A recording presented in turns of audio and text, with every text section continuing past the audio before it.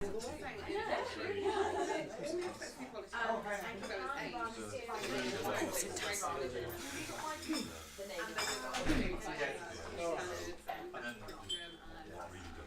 so I know you're not. Yeah, You're not. I know you're not keen to Thursday. What? We should get it in the bag, right? What?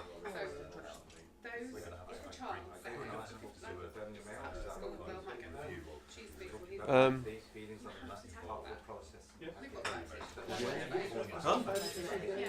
Boring drill. Remind me on the train back to think about it. I'm trying to work out where everyone is.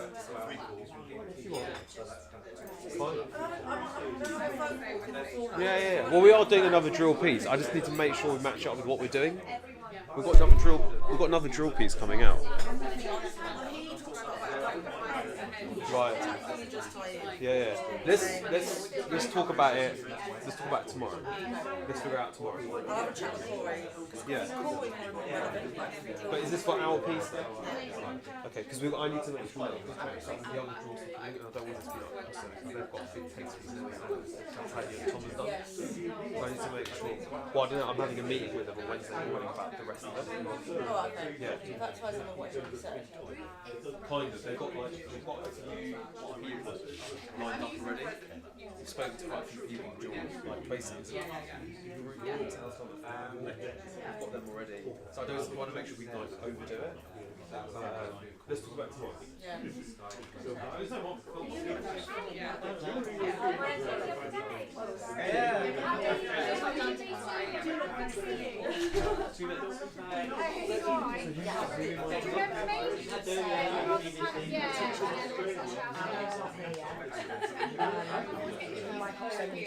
That's the thing.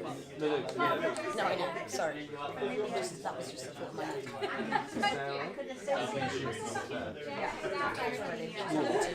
Okay,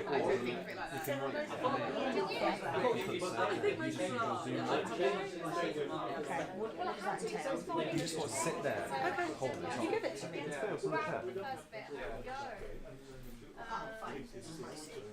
Okay. Fine.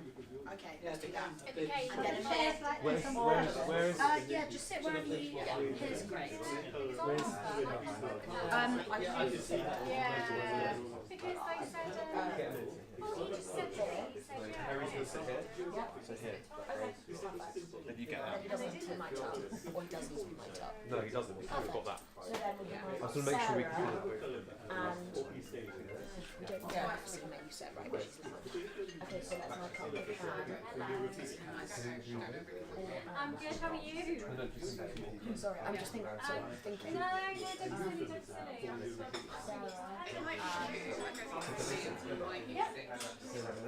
I'm just thinking. Sorry, yeah.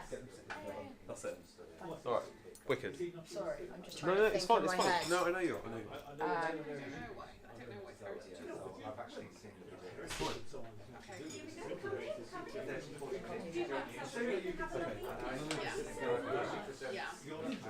Yeah, I'll set it together. Yes. I actually said and now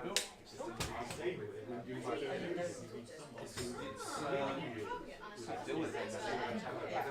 I don't think of it like that. Yeah. Yeah, I don't. So, and I don't think my children during primary school. How do you hear that? Yeah. Don't you find that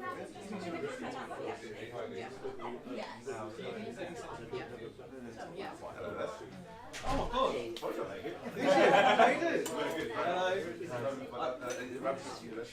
think I met you. I came to your house. We watched cricket. You don't remember? Every week this happens. Help yourself to the drink over there. I've been living here for 20 years. Oh yeah.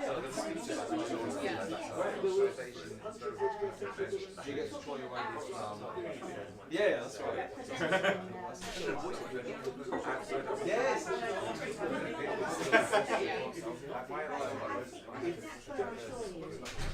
Yes.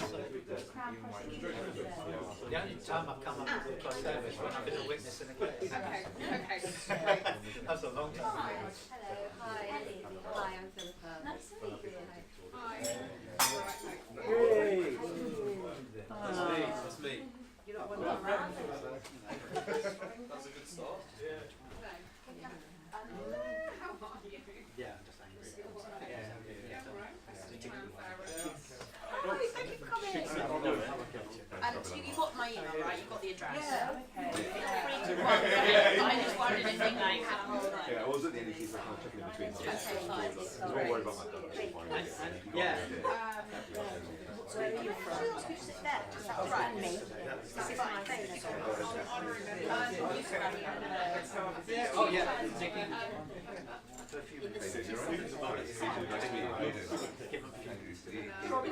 Yes, that's the number. Okay, we're that's my parents, so I live in London now. I'm very keen to start that again. Are you interested? Are you not involved in that anymore? No, well, I because the place I'm not actually involved in it. Rabbit. The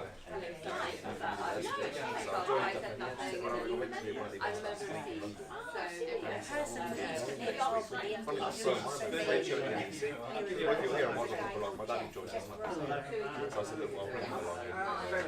I'll text him. I'll go along and I think it's an interesting topic. My opinion is that should be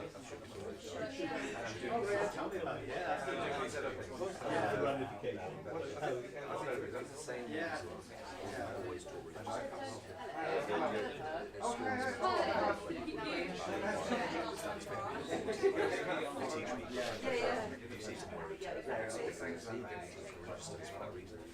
well, this is just that level of it's incredible, isn't it? information to You're from Tanzania? Yeah, it is incredible. But also the help with the water and farming. so this is not this education stuff. Hi, Dylan. Hi, lovely to meet you, Ellie. And you're emailing us.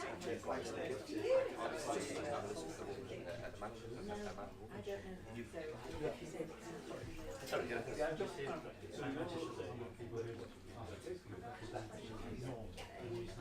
I think so I suppose that I need to see absolutely. Or it's teaching, absolutely. The reason I go to teaching is because for me, you watch 100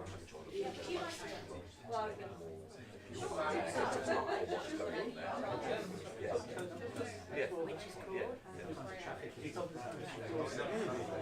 What do they do? And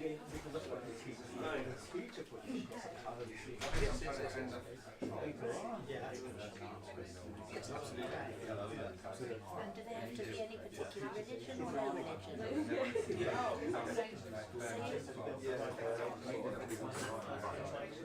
There's somebody who will benefit from that.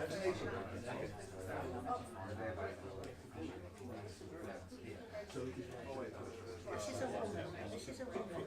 It's actually a man who's lived with a woman, and he's had to go into a care home. And they're trying to get the money from her. She hasn't got any. Is that something that your organisation might be able to help with? okay, so you're not very Hi, this is Ellie. Ellie, Shakira, spoke on the phone. yes. Hello. It's on his way. Is he on his way? How long has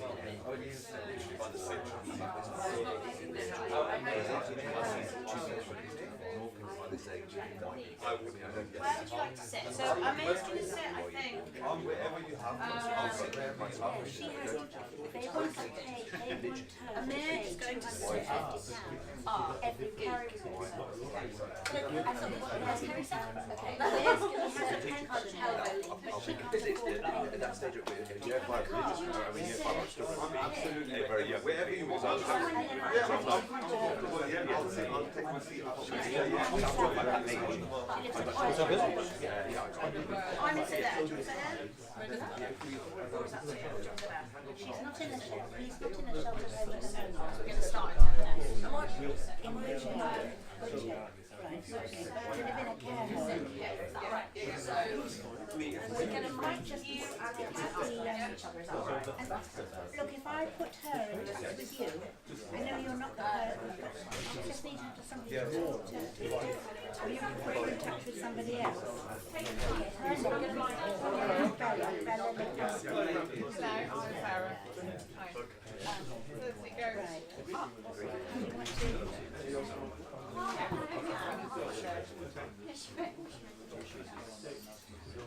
He's in the Beaumont nursing home at the moment. Is that what it's called?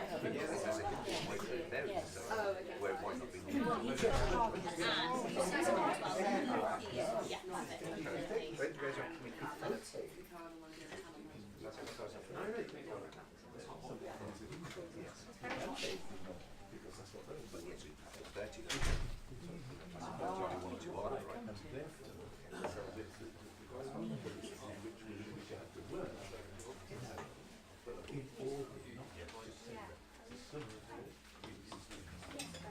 Sorry, I'll take my tea off. Yes. No, I mean, it is on its way. It's just going to be. What, 5 minutes? You said 5 minutes. You know, I can give a call for you again. I know that. So you go for the boarding Do you know whether this case was show off a bit flat line. right, okay.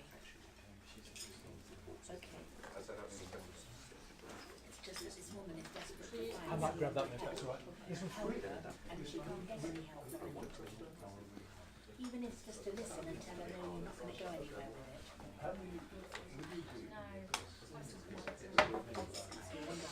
He used to be a barrister. 784 is that? Okay. You know, sometimes you feel that you meet people just come into contact with them for a specific reason. Maybe that's it.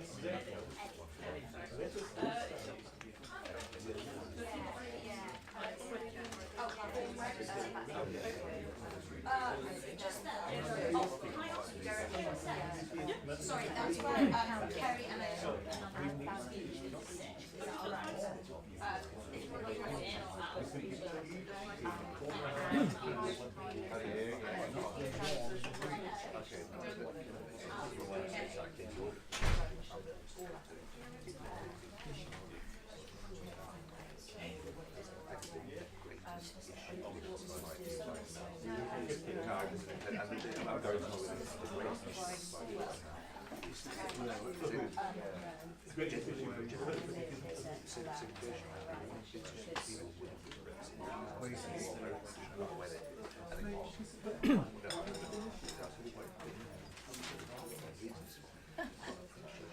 Smile you can never. It's unquantifiable, isn't it? Wonderful. Sorry. Yeah. Somebody can sit here if they want to. Yeah, I'm going to sit there. It's not too bad.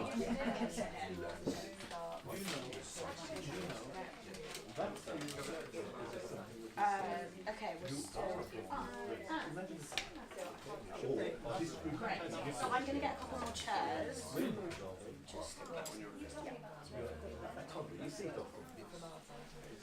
yeah, I'm just going to quickly rush through. We've got 4 minutes over there.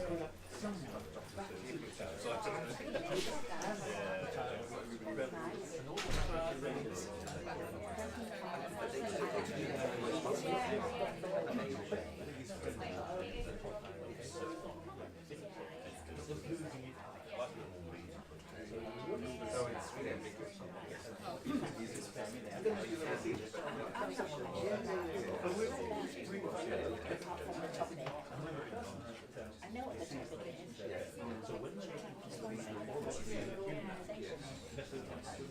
No.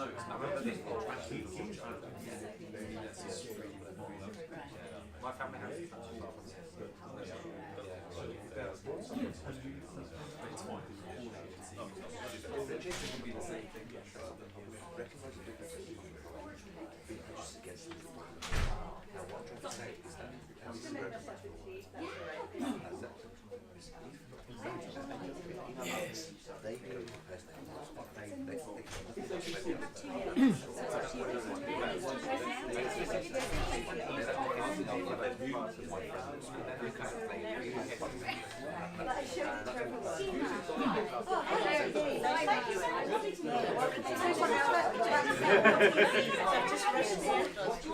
Yeah, I'm just going to make a tea and I'll yeah, I'm coming back with you. Yeah, perfect. I'll come and chat.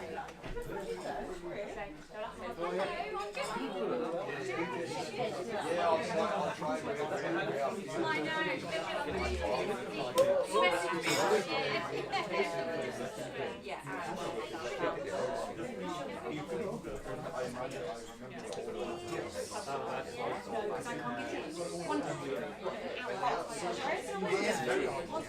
Right, do you like to open a window?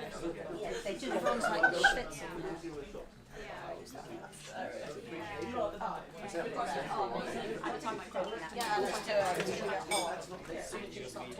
appreciation of it.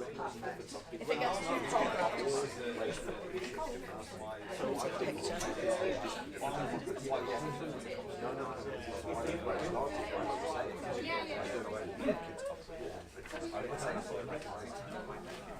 You say you recognise it?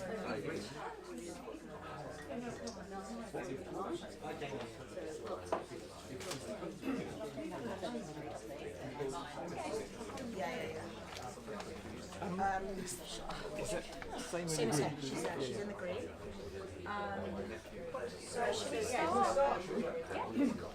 What should we do? You have to I can try, I can send him in. He'll, that's Kerry. Yes. He's friend of his, so.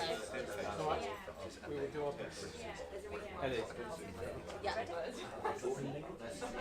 Liv, we're ready.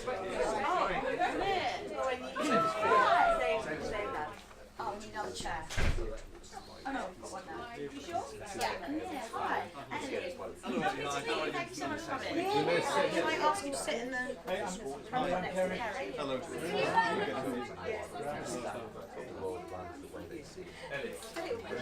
Thanks for making it. You had a breath or you were you all right?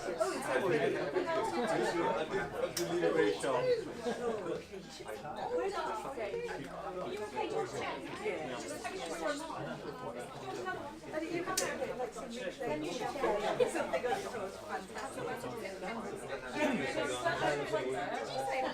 No, I just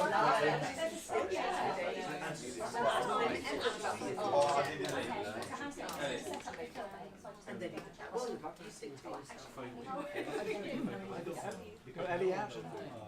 No? Robin's got another chair.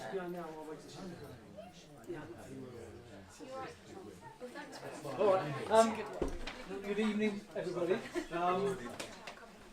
Thank you all so much for coming. I think a lot of you know each other. You've got an advantage over me in that respect.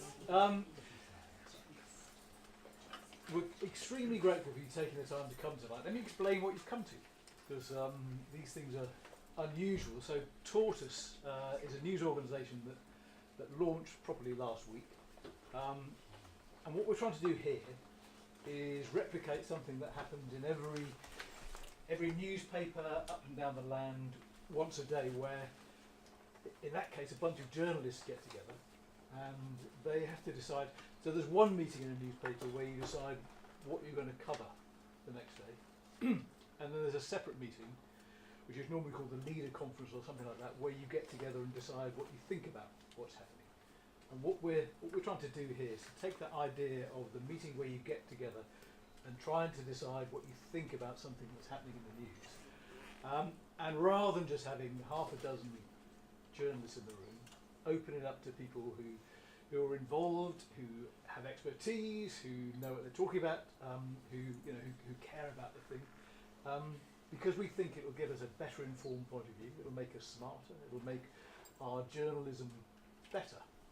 Because trust me, when you do these things with just 5 guys like me in the room, there's an awful lot of guesswork, and it's incredibly helpful for us to get out and really understand from a different perspective. So we do this 4 nights a week, mostly in London, sometimes outside London as we are tonight. And we only have a very limited number of rules for these conversations. And actually, I don't think the only rule will be a problem tonight. The rule we tend to have is no questions. So we don't want this to be any kind of panel show. This is about a big, open, sort of democratic conversation. Sometimes it feels more like a panel format. I think this doesn't feel that way anyway, so that won't be a problem. We're going to run for an hour. That is Agatha, who is a real tortoise, actually, and she makes slow progress across the screen there. And when she gets to the other end, which she will do in an hour's time, we will stop. So don't be shy. Don't hold back with your questions. If you've got something you want to say, then jump right in and say it, because the time actually will go quicker than you think. And what we do with this, as you can see, we do film it. So we might take some clips out of this to use on some of our coverage. We're not actually streaming it tonight, but if you come on the Tortoise app or website, you will be able to see a video of the whole thing in the fullness of time. We have a number of people who we've invited in the room, and we'll come to you throughout the course of the evening. We've also got a number of people who have joined Tortoise. We're a membership, a subscription model, so there are people here who've signed up, and we hope many more will over the course of the next year. The question we've asked, it always helps at the beginning of these things to pick a fight with your own question. So that's what I'm about to do. So I think the question we've asked formally is, who should teach children about sexuality and relationships, schools or parents? It seems to me actually the truth is that parents, whether we like it or not, are bound to be important in teaching their children, either actively or just through the way they live their lives, about relationships and sexuality. So the question I think we're fundamentally asking is, what should schools' role be in teaching children about sexuality and relationships? And can I start with you, Sarah? So Sarah runs, sorry, I've forgotten the name of your primary school. It's Anderton Park Primary School. Anderton Park Primary School. We're here obviously because of the controversy that's surrounded No Outsiders and has been centred around Parkfield. From your point of view, what do you think that this controversy has really been about? Below all the froth, what's really at stake here, do you think? I think there's several elements to the controversy. So I think one of the elements is homophobia. Another element is power, control. Many of the behaviours that you see in domestic violence or domestic abuse type scenarios, where people are saying, you will do this, you will say this, you will remove that book from that bookshelf. So that's all very power-driven behaviour. Gaslighting, you said this, no you didn't, yes you did, you didn't do this. So there's homophobia for me at the base of it, and that's been the most tough thing for schools, for me as a head and for my staff to deal with, because I didn't ever think I would be having to debate for 4 weeks, 5 weeks, whether something that's enshrined in British law is right or wrong. I don't even want to have that debate. And it kind of, that aspect of this debate has literally been soul destroyed. I feel like my soul is being destroyed by some people. So there's homophobia, and then there's power games. And given you frame this in quite sort of fundamental terms, if you were to lose this argument, if it were to be the case that for whatever reason No Outsiders and other programs were withdrawn from primary schools as a result of this, you would feel that was a real a problem, not in a small way, but actually quite a significant step. I think it would be a very dark day for British law and British society, because currently there's a very clear public sector equality duty that I'm a public servant that I need to do, I have to do by law. And if I don't do it, then I'm not doing my job properly. And that's not just the Equality Act for everybody, that's a separate bit of the Act, Section 149, about public sector workers. So unless somebody's going to change that law, then we just carry on as normal. Nothing's changed in our school, nothing's changed in many schools. For years, we wrote our SRE policy about 8 or 9 years ago, but because the government put out their draft policy for RSE and RE that comes into effect next year, and I understand this completely, it has brought about many conversations, which is the right thing for it to do, but it's then attacked schools who are doing good equality work, trying to say we're doing something we're not, or nothing's changed. So of course we'll talk to parents when we get the new draft in, because that's something new, but there's nothing new happening at the moment. So the consultation, the talking to parents, I mean, we have talked to loads of parents over the last few weeks, but when something changes, then you talk about it. Nothing's changed, so we still talk about it though, because parents have questions. But it would be an incredibly horrific end of a very horrific wedge if somebody changed the law and said you can do all these aspects of the Equality Act, but not that bit. In fact, that is the opposite of what equality is, to leave out one bit. Okay. All right. Amir, can I come to you? Amir, Ahmed, you run or are involved in the Alan Rock Parents Group, is that right? Yes, yes. And can I ask you the same question? So from your point of view, what, at its heart, what has this all been about? Well, I think it's intolerance towards the Muslim community, and a community that is very traditional in its ways, in its family life. A community, in fact, that's very tolerant and respectful of other people, including the LGBT members of our community. I'm quite astonished at what Sarah is saying. I think she's failed to understand the community that she serves. We are not a homophobic community. These protests at outside Anderton Park School and outside Parkfield School have not been homophobic. I've distributed about 60,000 leaflets. On every leaflet it says that we will not accept anyone in our campaign who behaves in a homophobic manner. And so I don't know where that is coming from. Now, it seems to me that, clearly we are a community that has traditional beliefs and it does not believe in homosexuality. But what they seem to be interpreting that as is that if you don't believe in homosexuality, you're homophobic. That's just like saying if you don't believe in Islam, you're Islamophobic. That just doesn't work like that. When you say you don't believe in homosexuality, what do you mean by this? Okay, what I mean by believe is that morally it's not acceptable, as in a morally valid sexual relationship to have.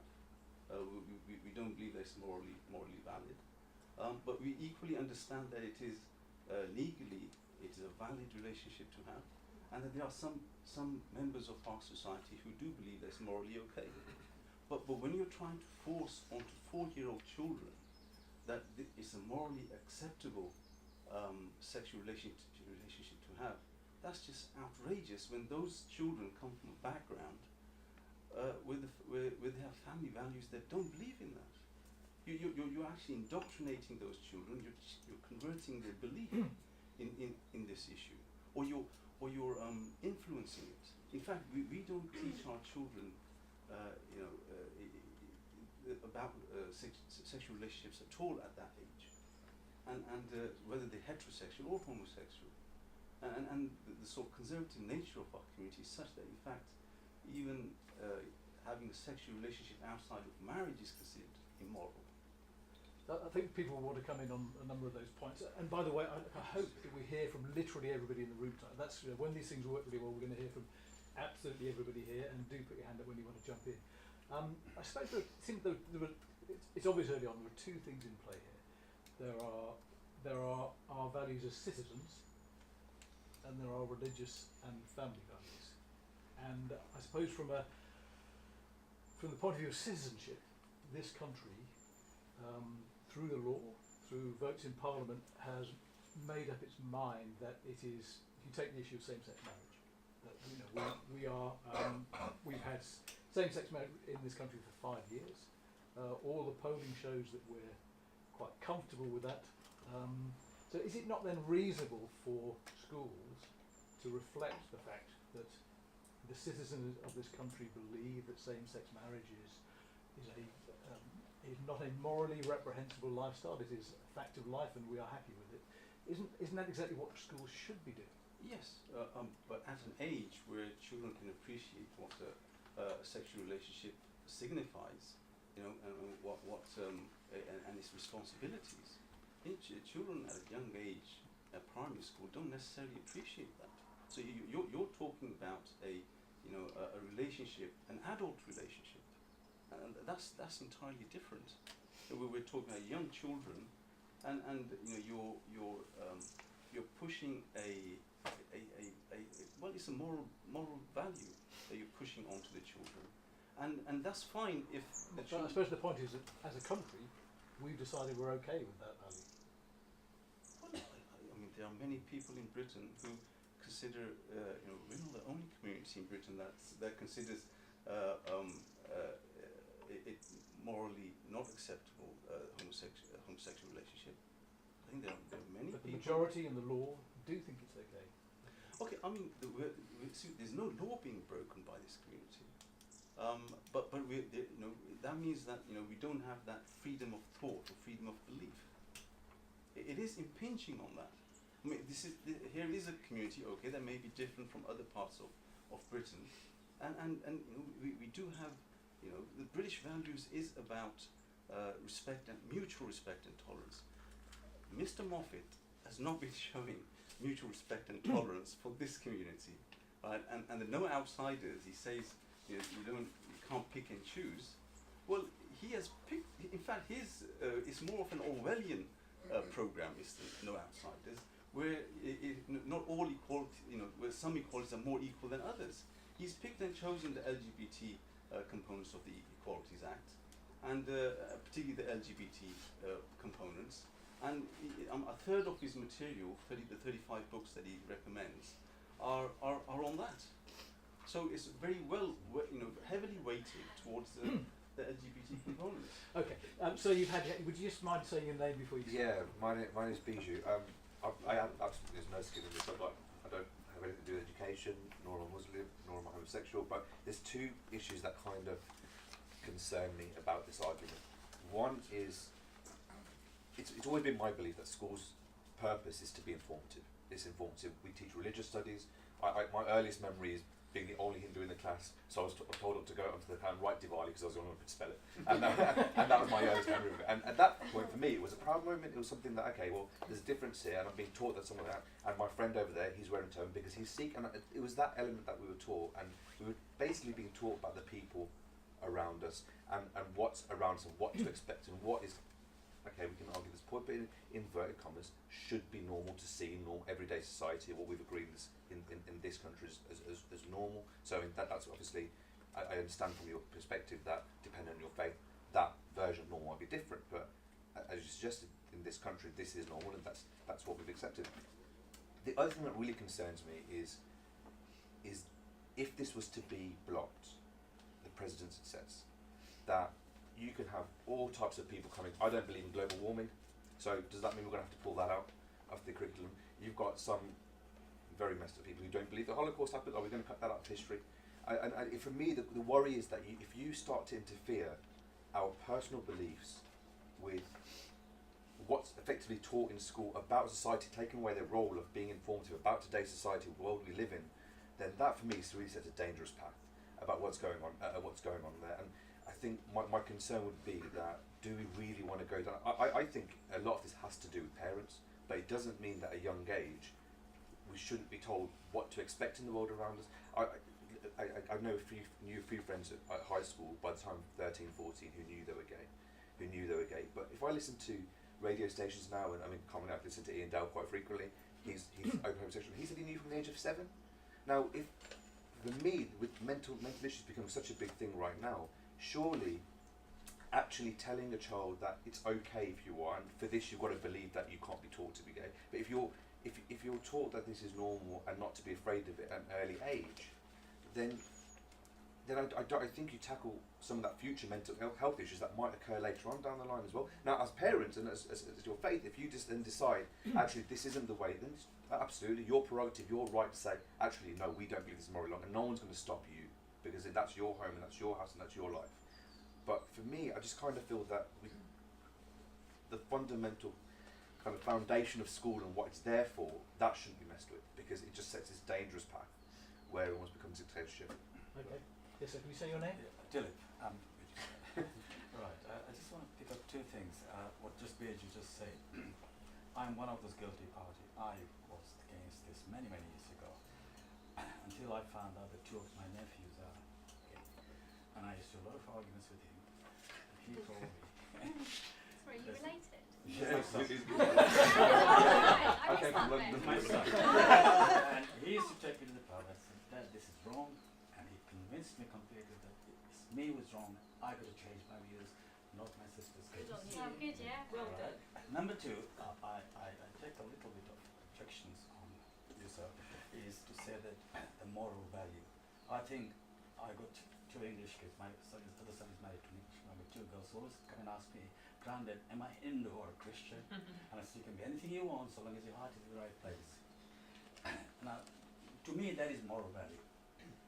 Not hanging on to what my parents believed or what my people in India believe or whatever. What I see in this country, we've chosen to live here. I like the way things are, that everybody can put their views in, and not interfering in schools or governments or other people. Everybody has got their jobs. If parents start picking up things here and there, it will not work. And I think, with respect, I understand there's a stronger beliefs in religion on Islam and in Sikhism and in Judaism. Yes, Hindus are not as strong as this, right? But I still believe religion, to some extent, in this country, has gone into political arena here. There's an element of whatever people say. I work in a large charity, and we help a large community in Yardley, Stratford, Ellenbrook area, right? And 90% of our clients, if I can call them clients for time being, are from Muslim faith. And I'm telling you, there is a political element there. Whatever people say, I say it every day. You pointed out in your first speech, there is a pressure, there's a male dominance here. And I think that we should be able to separate that from our children, the next generation. And one final point, when our children leave this primary school, whichever school you choose, I used to live by just Central Park Road many years ago, next to the secondary school, then the university, they have to learn to live with different type of people. And the mind broadens up as they go and get education. We can't just narrow it down to religion only. Religion is a good thing to have good faith, but it should be private, not it's in there between you and your God, not in public affairs. That's what I believe. And when you think back to before visual I persuasion, didn't like losing it, but does that make you sympathetic to the views of parents or Amir who are concerned? I was put in my place by various of my nieces and nephews that I was wrong, and I had to accept it. I was wrong. Yes. Okay. Madam, you had your hand up as well. Okay, so my name is Ruth Jacobs. I'm a member of this synagogue that you're sitting in at the moment. I have children and grandchildren, and my grandchildren it is a matter of concern to me, but I feel in a way I need to play a bit devil's advocate. I personally don't, well, I'm going to be perfectly open with you. When my children were young, I have a son and a daughter, one of the things that worried me, apart from them committing, my son particularly, committing criminal acts and getting arrested and doing things that I would be worried about, that was a big worry. And the other big worry to me was what would happen if he turned round, or either of them turned round and said to me that they were gay, they felt they were gay. I was brought up in a very traditional Jewish environment, I'm sure there've been, well, I know there've been gay people in my life, whatever, but it's not something that, if you like, I've had to personally encounter in such a way. So I don't say that I wasn't prejudiced about people. I was prejudiced about the idea, because it worried me that people, what we all want for our children in the end is that they're happy, and happy in themselves, and they can make a contribution to society. And it worried me that, knowing how I grew up, whether if you were gay, would you be happy? And I never doubted that it couldn't make a contribution to society, but I wondered how would it be, especially because Jewish law, like Islamic law, has very strong things to say about what happens if you find you're gay. Now, I want to emphasise that I don't believe that thunderbolts come down from heaven and strike you on the ground so that you're flattened. That is not what happens. But we as Jewish people are taught that everything that we do can either make the world a better place or it can pull it down. I am not for 1 minute suggesting that if you're gay you're pulling it down, so please don't interpret it like that. But my worry always has been that if you transgress what we believe to be God's law, one way or another, it has an impact somewhere. And we as Jews are taught very clearly that particularly male homosexuality is not acceptable. That's the law. Now, having said that, and I don't want to take up too much of your time, I'm happy to answer any questions, but so the fact is that if you find yourself in that situation, then you need a lot of empathy and sensitive handling as to what's going to happen. How can you live your life? And I do know plenty of people now who do live their lives very satisfactorily as far as they're concerned, from what I can see. And that's how it is. Having said that, the question about teaching about it, about sexuality and relationships in school or at home, I personally believe, and always believed, it was my responsibility to teach my children the facts of life, if you like, what sexual relations were, and how they, and then I guess it was supported at school, in their primary school education in their last year there, and whatever happened. So I prepared my own children as best as I could. I can tell you it wasn't brilliant, but as best as I could. And I guess they also learnt a lot in the playground from their peer group, and they learnt at school. Now what is in the press all the time is this question about particularly Orthodox Jewish schools, very Orthodox Jewish schools and Muslim schools. How are they going to deal with this situation? So before I came here, I phoned up the Jewish school here in Birmingham that has 90% of children who are not Jewish, but it's still run on Jewish lines. And I asked the head teacher, how are you going to deal with this situation? And he told me, I thought this was a fantastic way of coming about it. He told me that bullying of any sort, including homophobic bullying, would be totally unacceptable. He told me that the way they plan to deal with it is that children themselves can share their own family backgrounds on family walls if they choose to. However, they at the moment they don't see that they're going to have a lesson which actually says, now there's children here with 2 mummies or 2 daddies. And I thought that was, if the children want to talk about something, they can bring it up and it can be discussed. And at the moment that's how they're thinking about it. A Jewish value is that you shouldn't shame anybody. Nobody should be put in a position where they should feel ashamed or embarrassed. So that ethos is very much spread around about any issue, whatever it could be. And I felt that would be a very acceptable way as a parent, if I was there, of dealing with it. But obviously you're aware of the fact that in the news there are these very, what they call Haredi schools, very religious schools, which are not prepared to tolerate any sort of teaching about sex, never mind different sorts of sex. So, and it has been openly stated that people will leave the country if they're forced to talk about this, which I think would be a tragic situation for people, particularly who are English, British, who feel they can't stay here because of that. Okay, does anybody else want to jump in at this point? Yes, sir. Can we get your name as well? Hubert Taylor. Hubert. Just following on from points raised, and missed in nicely actually. You mentioned British laws and separated it from religion. Citizenship, certainly, and yeah. Okay.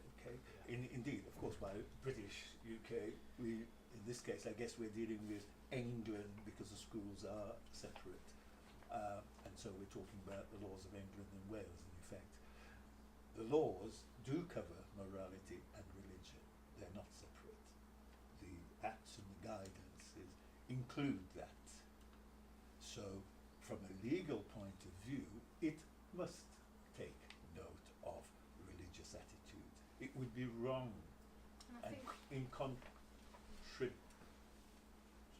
carry on. and a contradiction of the law, because I got today not time enough to read it all, or to memorise, and I'm not good at memorising. I'd have to write it, go through it again and make notes. But in here, it goes through the legal points. It's a letter from a solicitor on behalf of someone from a parent at a, how do you pronounce it? Charady? Haredi school. Ah, that's right. These are Yes, I extremely orthodox schools. Okay. And it was well set out in terms of the very points, the law that we're talking about, and the duty upon teachers. I do not think the point there as to the duty upon schools has been matched with the legal requirement and in fact the legal duty. It's more a lay public person. Can I just say a lot of those schools fail to meet the requirements by Ofsted, so a lot of the Haredi schools actually fall below the code of Okay, accessibility. you see, I haven't Your point is I've to not make sure I mentioned understood the your Haredi schools at all, other than it was a legal advice provided to that school. But I want to make sure I've understood your. So your point is that the law says that we must take account of religious. Yes. Oh yes. Oh yes. In what context does it say that? Well, if we the Equality Act. Yeah. Yes. I had something here.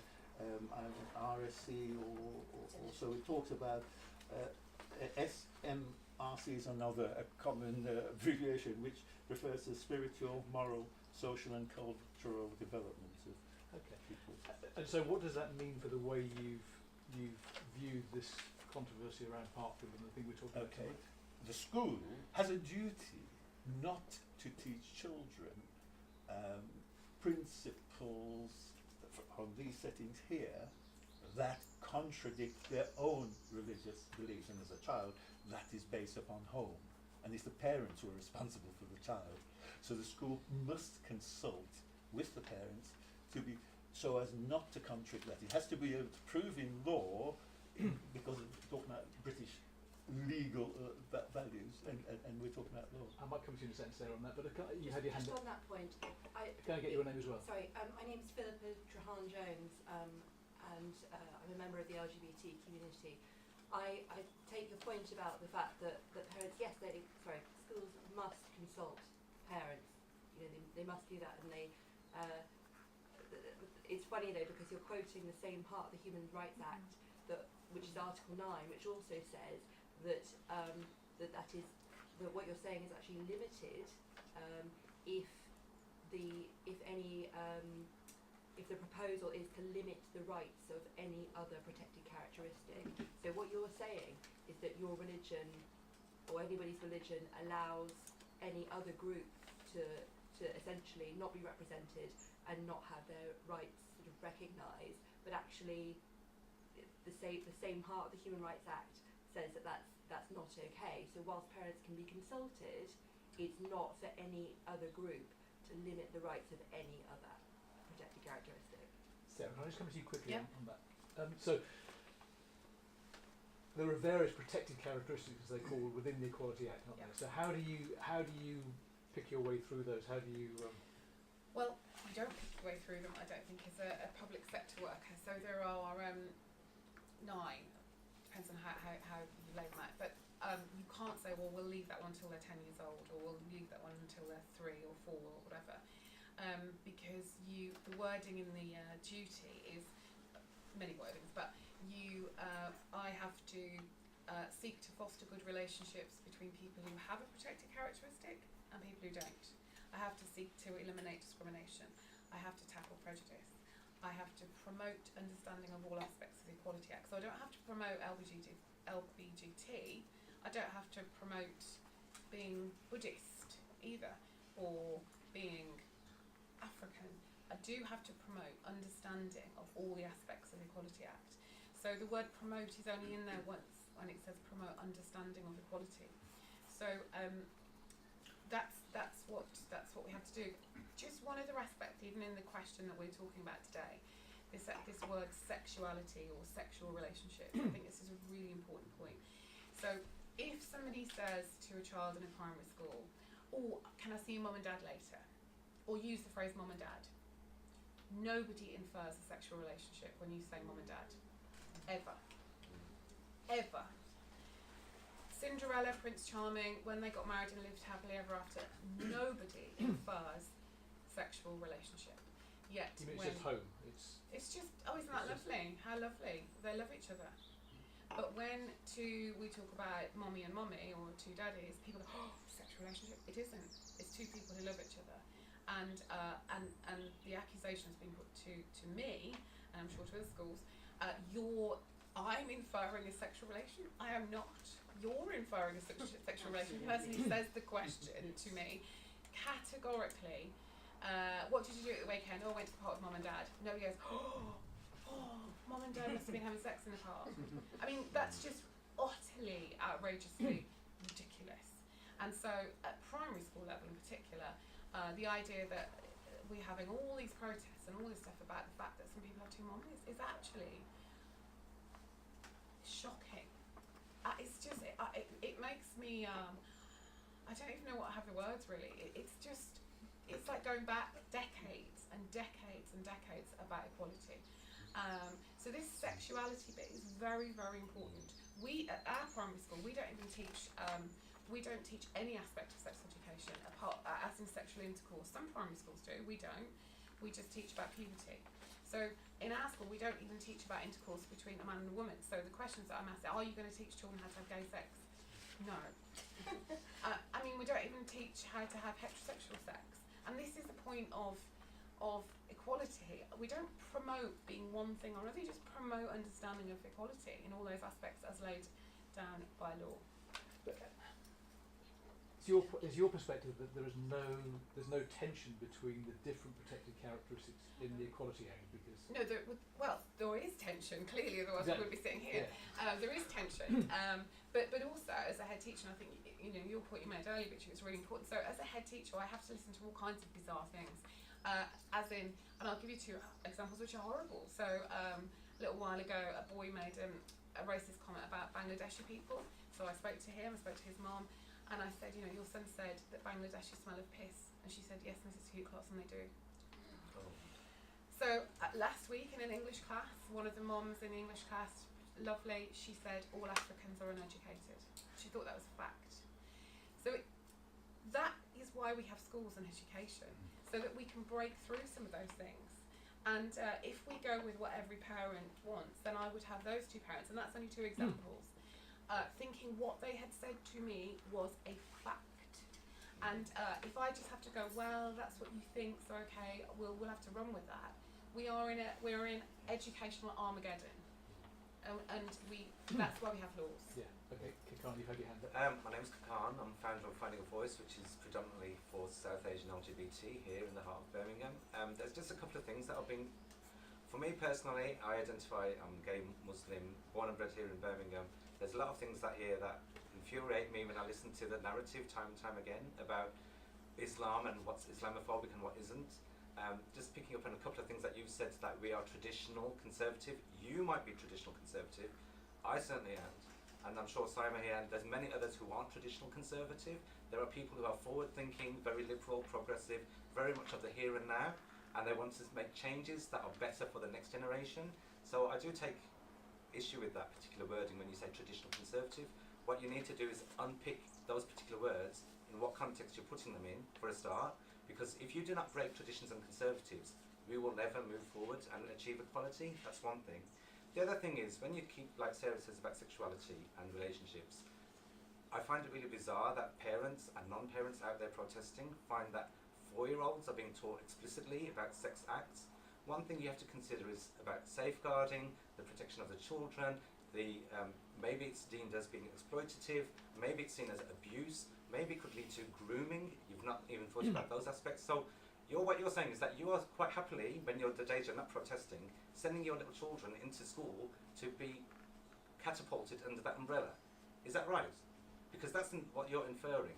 The other thing about that is that these are children that are going through school, they're enjoying themselves. When I was at Anderton Park School the other day, the kids were running around looking for ice cream, and you could see the look on their faces. It's like, do I stay with mommy and daddy with the placards, or do I go running for the ice cream because I'm a little kid and I love ice cream? That's what you're putting your child against. You want them to have an innocence and a childhood. You are snatching it away by protesting, chanting homophobic things, chanting sack the teacher, all this kind of rubbish that is put forward. That's another thing. And wait a minute. And the other thing as well is that when you talk about traditional conservative Muslims and the impact of identifying as part of the LGBT community, you're forgetting that in the long term it impacts on our mental health. Me in particular and many others that I support, they write to me from around the world, all identifying as Muslim in whatever shape or form. They're saying we cannot come out, we can't express, and they talk about suicide, they talk about self-harming, they talk about addictions, they talk about all these other mental health issues that impacts not only on them, but in the long term on the economy, because it feeds into the, if they're suicidal or whatever, it feeds into the NHS. So your little protests that you feel is Islamophobic, you need to think about the long-term consequences of how it's impacting not only on that child, but the community and the economy as well. You also have to think about the levels of literacy and poverty that your parents are coming through, because from my experience, all those who are saying this is not right, I have to question like, did you go through an education system, or did you come from socially disadvantaged backgrounds? Did you come from a third world country where there is no academic institutions? Where are they coming from? So you kind of you've channeled it down to a little thing which, God knows how it became this huge, movement across the UK. You really need to sit back, reflect and reason to, am I doing the right thing, not only for myself, but my family and for future generations? Because you're talking about equality, or Islamophobic and homophobic, and you are putting Islam as an elitist society, which is not what it is about. Islam is about equality for everybody, and as Sarah highlighted already, and you've highlighted, this is about everybody being treated with respect. And don't you dare come here and to other people and say, we do not believe in you, because in effect what you're doing is you are erasing me and my identity and my being on this earth, and the only person who can judge me or being is Allah. Nobody else. Nobody can dare to dream to say homophobic and you're homosexual and this act. That's like me saying, you, Mr. Ahmed, and you other protesters out there, because you are wearing glasses, I do not believe in you. Therefore, you shouldn't be talking about spectacles. May I? Please do, Ahmed. Look, you've taken this very personally. Look, Well, it is. I'm a gay man, and it is very emotive for me. Yes, I'm a gay man, I'm sure and I come from a Muslim background. My father was. My father was the founder of Birmingham Central Mosque, and he and my mother, both of them, showed me what it meant to be a true good Muslim person, because they loved me unconditionally, accepted me and my partner unconditionally. That's what it means about being Muslim. Look, I mean, love your parents. No, I want to hear from him. Yeah, I'm not. It's only like what I call a point of if we're going to be chasing at each other and it's going to be allowed, really begin to lose purpose here. Really, a speaker needs to be allowed to speak. That's what I was trying to do. The parents, loving their children, right, that's part of humanity. But what this program, No Outsiders, is doing, right, is changing almost 100% of the children in Alan Rock's moral position. No, it's Have you actually read the books? Have you actually read the books?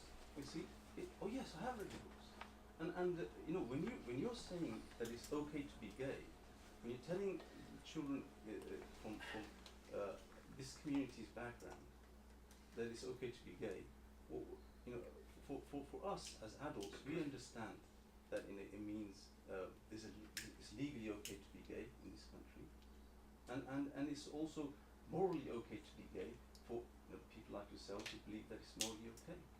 But there's also there are people who don't accept that as a morally valid, right? And that should be respected. Just like we should respect you've taken the stance that it's morally okay, and we should respect that and we should tolerate that. And when it's within your family, then the parents the parents do have it is difficult. I appreciate that, but the parents there's such a thing as generosity, kindness, care, and they do need to give due measure of that to their child, despite the child taking a different moral perspective on sexuality. But I mean that's a social aspect that is different to what we're discussing here in terms of teaching children.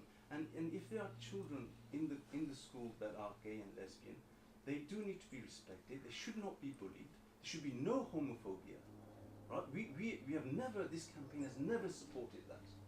But What about the signs you hold up? Yeah. Yeah. Let me. oh, so what signs? So go on. What exactly? Which signs? I mean, there's no sign God that's created homophobic. Adam and Eve, No, not okay, Adam and okay, Steve. That's That was 30 one of years your old. protesters, and that was one of your Okay, protesters. Let me- can I just say on that one, you were absolutely right, and I said to them, look, that's not appropriate. Please don't have that on there. That's not appropriate. That's not what our campaign is about. I would not have that in my campaign. And in fact, that was removed. I'll come to you in a second now. But I just want to understand, because Sarah has described the way that things are taught in her school as definitely not being about sex or sexuality. This is simply saying to children, by your account, these relationships exist in the world, and we should treat them as morally normal. And I just need to understand what it is that. I understand what she's saying. I think she really sort of mocked the community in that. But it is.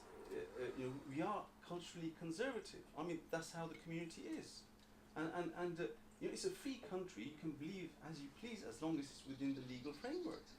Now, what parents object to is that it sets the seed for teaching children at the age of 4 and confusing them about family makeup. It does set a seed for them to gradually over the period of their primary schooling accept that homosexual relationships with homosexual families is perfectly valid and fine. Now, I mean, you asked the question. I think on this debate was whether it should be school who should be teaching sex and relationship, or whether it should be the parents. I think ultimately the right to a child's education is with the parents, and the school can only teach give education to that child with the consent of the parent. I think that happens everywhere in Britain, right? And generally, there's a conflict there. But here, there's a community that the school did not consult, did not listen to when it implemented this program, and hence you've got a conflict. Okay, Anne, I've been promised to come to you for ages. Okay, Anne Sawyer from SEEDS, supporting education of equality and diversity in schools. One thing I'm hearing a lot from people like you, Amit, is that we're indoctrinating kids in schools to be LGBT. You cannot make someone lesbian, gay, bisexual, transgender. We are what we are. Like it or not, in about 5 or 6% of the population are LGBT. In Parkfield schools, 700 kids, there will be at least 40 kids who are LGBT, and some of them will already know that. When people talk of an interpretation of religion that says that being gay is a sin, but you say, oh, we don't want to give people shame. Saying someone is a sinner is giving them shame. So from a young age, they are living with shame. Shame damages people so much. it is unnecessary. All of us here who are in the LGBT community, we've been through that in our lives. We went through that in schools. Now there is this wonderful thing called No Outsiders that teaches everyone that shame doesn't have to exist. About being autistic, about being gay, about being a migrant, about having English as a second language. We are all incredibly beautifully diverse, and there's no need for shame for anything. It's there in schools, and schools are necessary to teach this because a family, however good, is limited. A family does not give the whole picture of society. You don't see every type of person in your family. In a school and with teaching, you can see more. And you'll see that everyone is diverse, everyone is different, and there's no need for that shame that's damaged my life and damages the lives of the kids that I work with, who've not been at school for years because they've been bullied, they're anxious, they're depressed, they're suicidal. A lot of them are gay, a lot of them for other reasons. Schools have damaged them because they haven't previously had No Outsiders or diversity education. And my job is to try and pick the pieces up, give them an example of someone who's openly trans in a school, and say, no, you don't have to feel shame. Okay, Sam, let me come to you, and then we're going to go around that way a bit. So, I'll come to you next. Sorry, go on, Simon. Sure? Yeah. So I think this element of shame, so I'm from the same community as you, Amir, and you, Shakil, and I think this element of shame, and not just in the Pakistani community, in the South Asian community, is such a big stigma. So having spoken to other LGBT Muslims who have been brave enough, like ourselves, to come out, the conversations they're constantly having with their families, so you know their parents are proud of them for sticking up for their values and what they believe in, but the one thing they're worried about is, what will other people say? Oh, what are family going to say? And you know, when I had this conversation with my mum before I did the interview with you, Seema, I absolutely understood that. You know, there's a lot of trauma in our community. My trauma, so I've actually had no trauma from my sexuality. My trauma came from the fact that my mum was a child bride.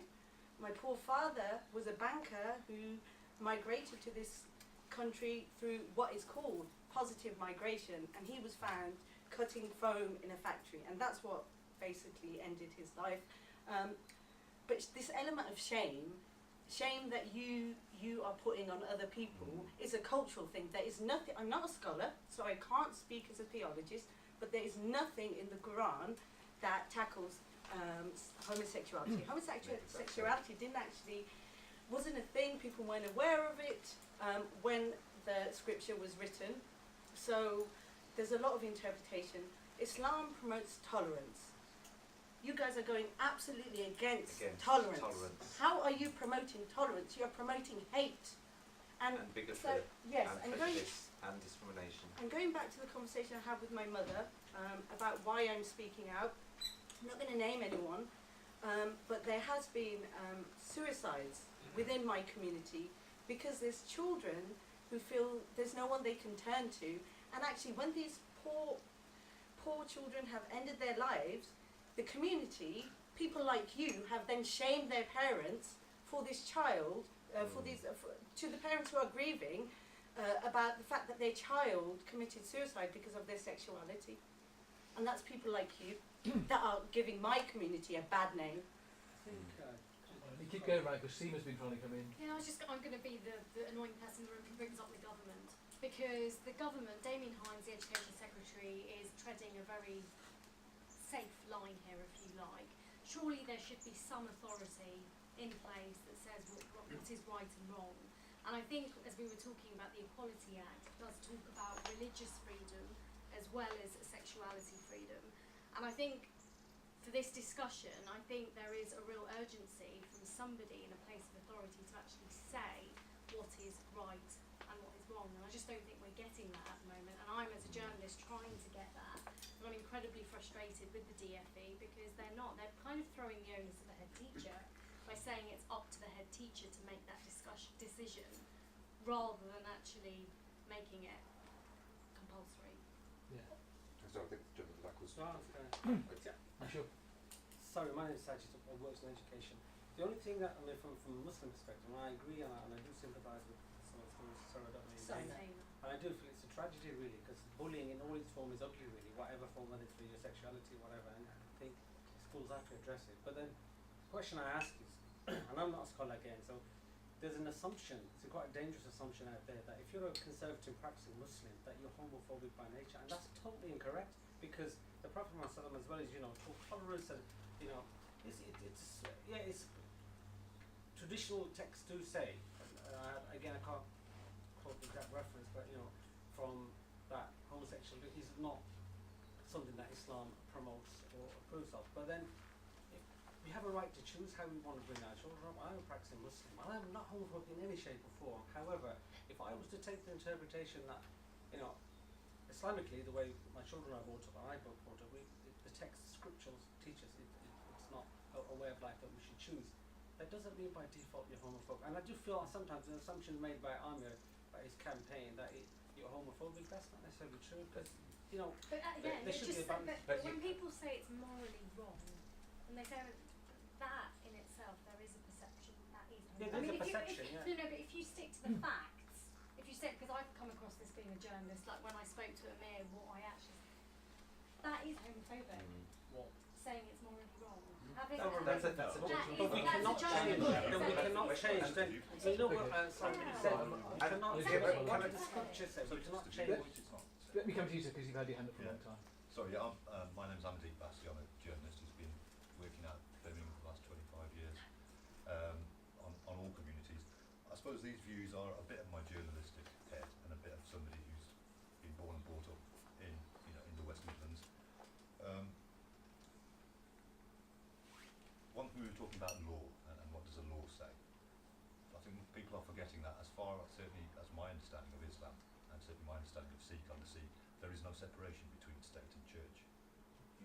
And that people are forgetting that. In this country, well, in the West generally, there is this hard, you know, secular countries, there is this hard sort of line between state and church. That, as far as my understanding, that doesn't exist in Islam, certainly doesn't exist in Sikhism. And people don't seem to be able to see that, why it's so important, and that it's not just a side show going on here. This is just one element of our life. This is an entire being of my life. I've covered this case, this incident, right from the beginning in some detail on all sides. I've seen the No Outsiders book. I've read it inside out. I've spoken to the teachers involved. I've spoken to parents on both sides. My take on it is that the aggression being shown towards the Muslim parents who have taken up their legal right to protest is as bad, if not worse, than any perceived aggression on part of the Muslim parents. In fact, I do a lot of stuff. I've written extensively on extremism and the sort of extreme elements on the Islamic side and the Sikh side, and I would say the campaign has gone out of its way and done very well in keeping a lot of the extremist element out of it. There's going to be a few people that are going to join the bandwagon, but I would say Birmingham as a whole, which has a very large, sizable community, I think the people who are running this campaign, as far as the parents are concerned, have done very well to keep a lot of the extremist element out of this, because it would have been very easy for them to have jumped on it under the broader bandwagon that we're Muslims. Just going on to the language that's been used against the parents, I think that borders on Islamophobia. We're talking about homophobia, and yet the parents have gone out their way countless times to say, this is not homophobic, this is not homophobic. To then just dismiss that and say, well, they're just saying that, it smacks of Islamophobia. And it also, I think we're getting to the line now where it's a case of, you know, it's almost saying, well, if you don't like it, go back to where you came from. There's an element of that going on. We're bordering on that, and that's where your fringe right-wing elements are going to jump on that. I mean, again, I don't single you out, Sarah, but the language you use at the beginning, saying, you know, this is all about homophobic and power structures. I mean, that is confrontational in my part. It sets it out as us against them straight away. What's confrontational? And there's got to be a winner. Does there have to be a winner? What's confrontational is single mums being bullied by men trying to take their kids to school. Just trying to innocently take those, and they're being intimidated by men like you, Shaquille, and your ringleaders Please. actually wanted this. Let me, I'm going to go around the room in the order people have had their hands up. Philippa, Okay, you've so had your hand what up I for a while. find really interesting, So I'm going to go to Philippa, then I'm going to go to Bijou, and then I'm going to you, Shaquille. what I find interesting is that Amir, you say you've read that in Outsiders books, and you've said time and time again in interviews that LGBT content makes up, did you say 30%? Third of it, yes. 30%. A third. Yeah, 30%. A third, Yeah, okay. So actually, I mean, I think we've got the books between us, haven't we? There are 4 of 35 books, right? Yeah. So One's about if gender identity. one's about gender identity, which you know is sort of overlapping. marriage? So 4. I'm not speaking. So there are 4 out of the 35 books. So you're entitled to your opinion, but you can't change the facts. So if you want people to believe you more, then you know first of all you need to get the facts right. Okay. Second of all, the fact is that in the books it teaches you know anybody can be a different race, anybody can be a different ability, everybody can be a different religion. You know, as far as I'm aware, it's also not looked kindly upon if you are, say, from a Muslim family, traditional Muslim family, say, and you want to be Christian. So what my question is why, if there are only 4 books out of all the 35, and actually others deal with, say, people of different religions, you know, say, oh, it's not homophobic or whatever, but you're honing in on those 4 books, and you're saying, no, that's the one that we have a problem with. We're going to blow it up. We're going to accuse the schools of promoting that bit entirely. No, you guys are the ones who are promoting it. Why not focus on, say, religion or something else? Very quickly, why does 4 books out of 35 count? Well, look, actually, we've had all 35 books analysed, and believe me, the material. This is a teacher who's told me this. I haven't personally looked through them, but she's analysed all 35 books, and a third of them, honestly, a third of them is LGBT. So that's all I can tell you. I can send you the document.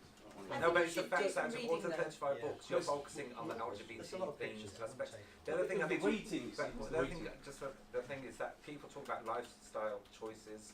LGBT has never been a lifestyle choice. You can't choose to be LGBT. Like tomorrow morning, I'm going to be straight. See what that means. But you know, you cannot. Can you make it clear in your process? You cannot choose to be part of the LGBT community.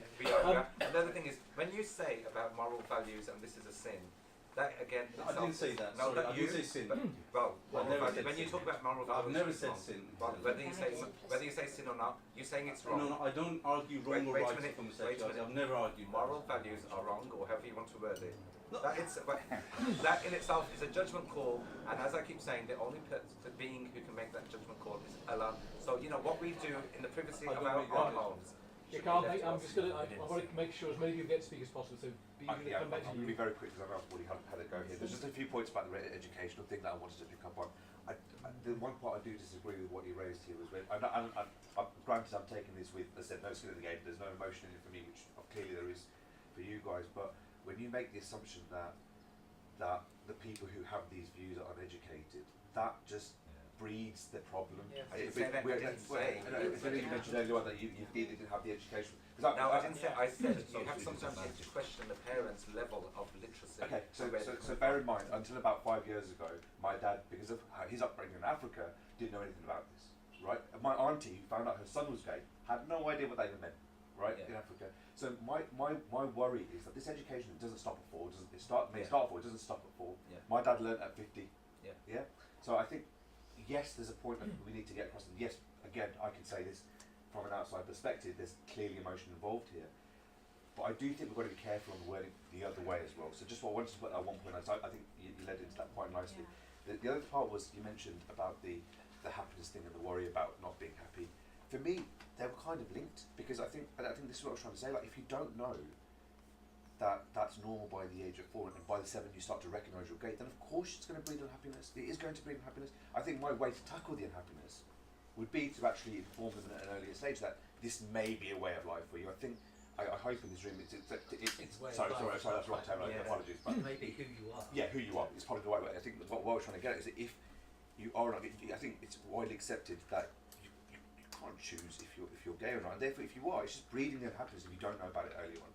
And I think there was one final point that parents, to an extent, do have a choice about schooling. If you don't like schooling, I think he said something about homeschooling and having to resort to homeschooling, or something like that. The this is a hospital school I work at. Yeah. We have teaching centres for people who've not been in education. I think fundamentally mine comes down to one point, that the kind of foundation of education, foundation of schooling shouldn't really be messed with, and I think that's Okay. I'll leave that that's fine at that point. I'll come to you next. Yeah, coming back to the points from Sarah and my fellow Mr. Kakan, the fact of the matter is, and to be honest with you, from somebody having no interest in this sort of subject whatsoever, having no sort of interest in getting into this subject, I come from a property developer background. Up until 6 weeks ago, I couldn't give a less what anyone did in their own homes.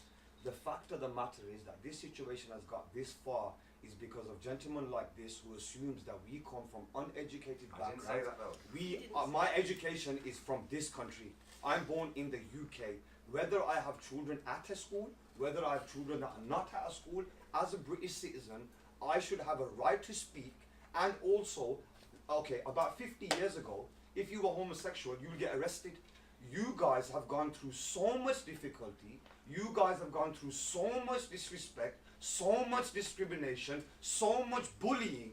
Then for you to become that arrogant when we stand up and say we have an issue, talk to us, find a mutual ground, find a way as a community we can work together. For you to then label us homos, for you to us label us, for you to label, for you to label us, for you to label us homophobic, without giving us a chance to express what we're feeling, without giving us a chance to express our concerns for this person, for the head teacher at this school. The way you come across to parents, somebody quoted in this room, a couple of single mothers. Of course not. There's about 400 children that are represented from about 250 parents who have signed our petition for the resignation of a head teacher at Anton Park School. Now, not everybody, let me please have my say, not everybody agrees with what we're saying. We're not telling you to.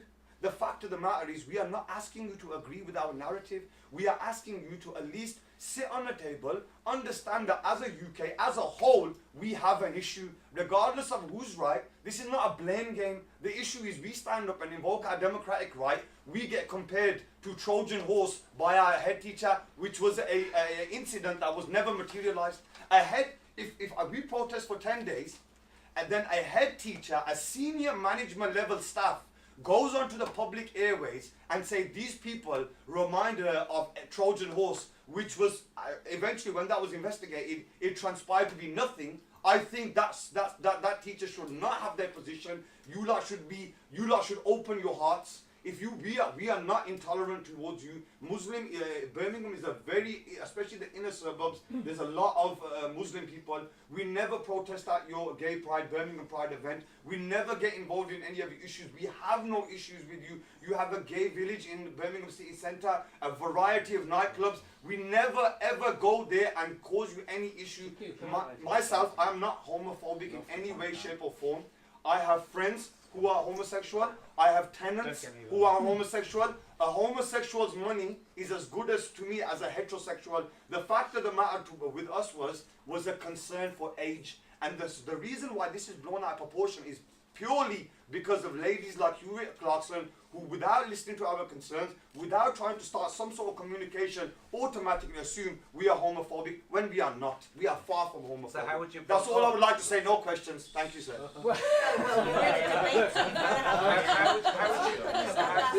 I'm sure you said there was no question at the start of the debate. Okay, I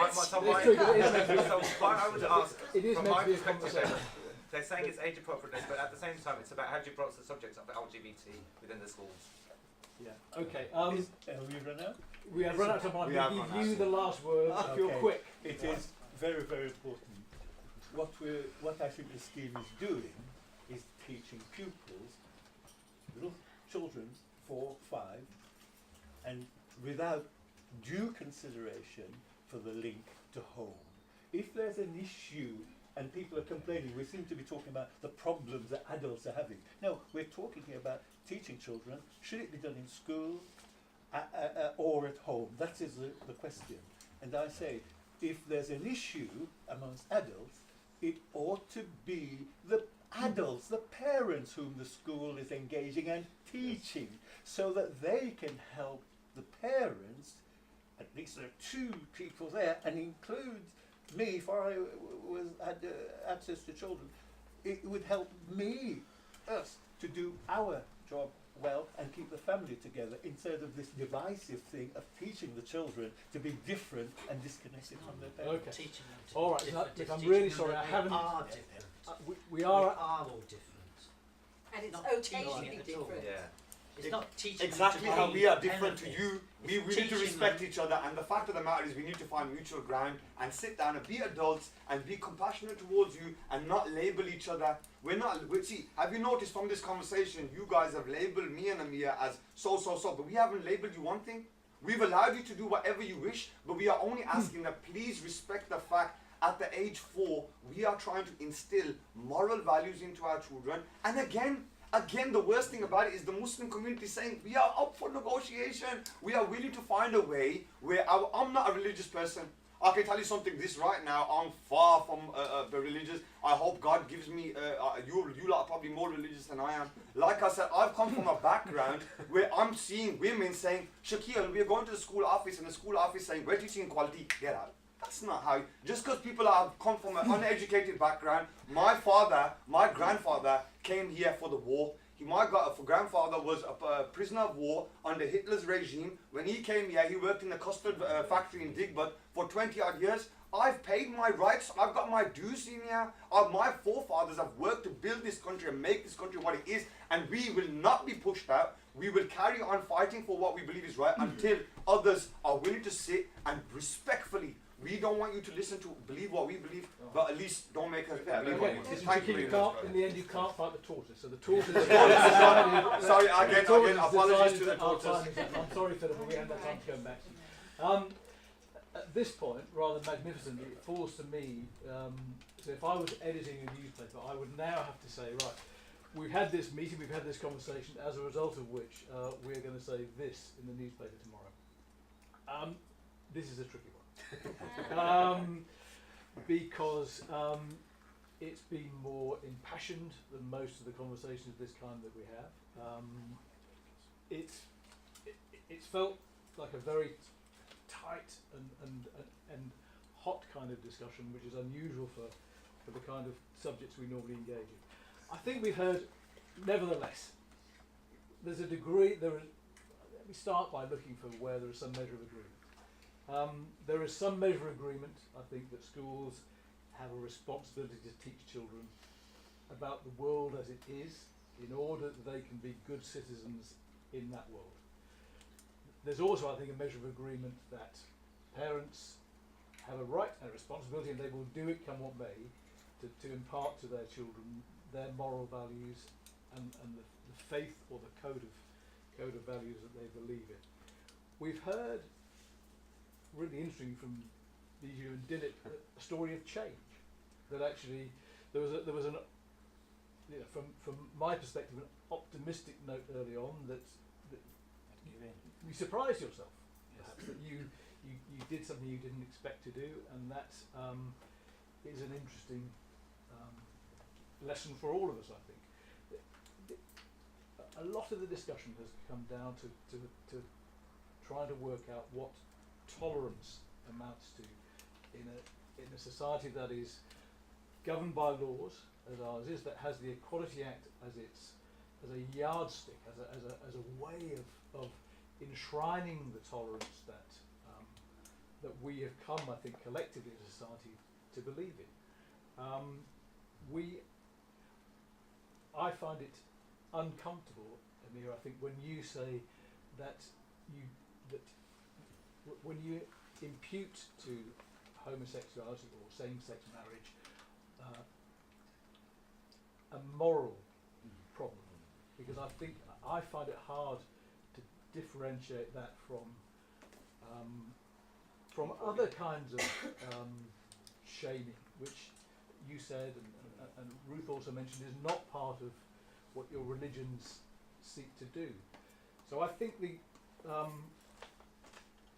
I meant to try to turn this discussion, as we got near the end, to how we resolve the Parkfield situation, and others that will spring up around the country in its wake, because it's, you know, as you know, it's by no means alone. And I think we didn't talk about it so much tonight, but I think there are clearly some external actors involved in the situation, as well as just locals.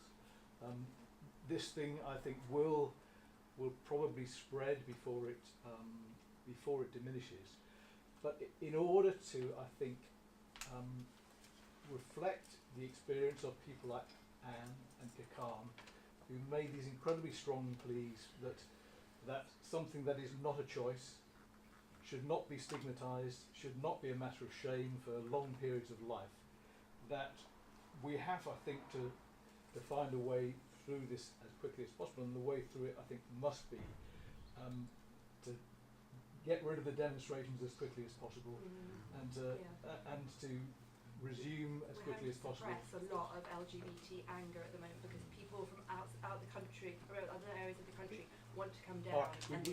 But it seems to me that exactly that it would be, if this became a lightning rod for all kinds of other discontents, then it would be incredibly difficult. So I'm sure there are discussions happening between schools and governing bodies and parents all around this city and all around this country, and in the end, that kind of mutual recognition conversation, that has to be the way through this difficult thing, as well as your point, Seema. Perhaps a stronger lead from government that would just. I found out today that Damien Hines is a practicing Catholic. Not that that means anything, but you do have to think about these. But things the facts are there, actually. Seema is wrong.